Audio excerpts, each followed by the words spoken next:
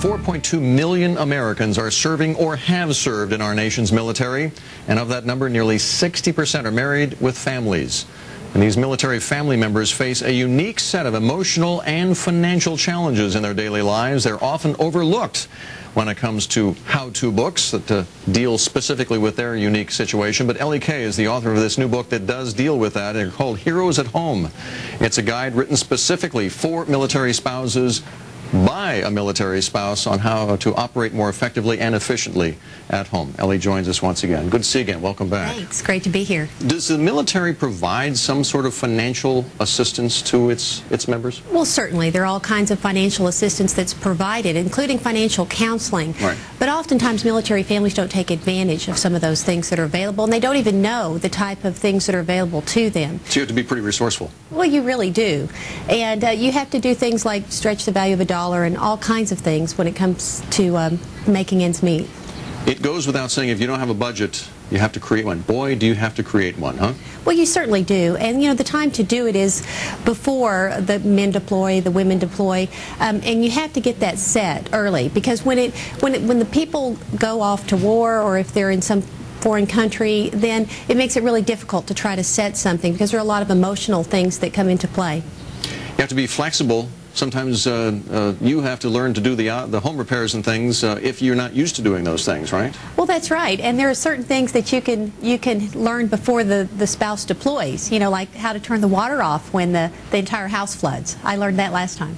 And scheduling R&R time, that's so important. That's the one thing that's probably overlooked most often, huh? Well, you know, and I think that's really important, not only to schedule it, but to figure it into your budget, to financially plan for that.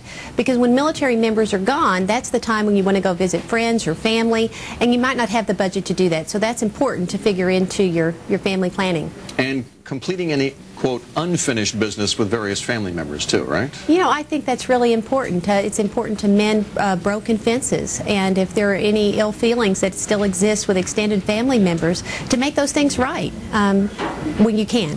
What about wills and estate planning and power of attorney and things like that? Again, do the military provide those kinds of services, or is that up to you to do that? Well, you know, the military provides all of that, and the active duty member will have all of those things available to them.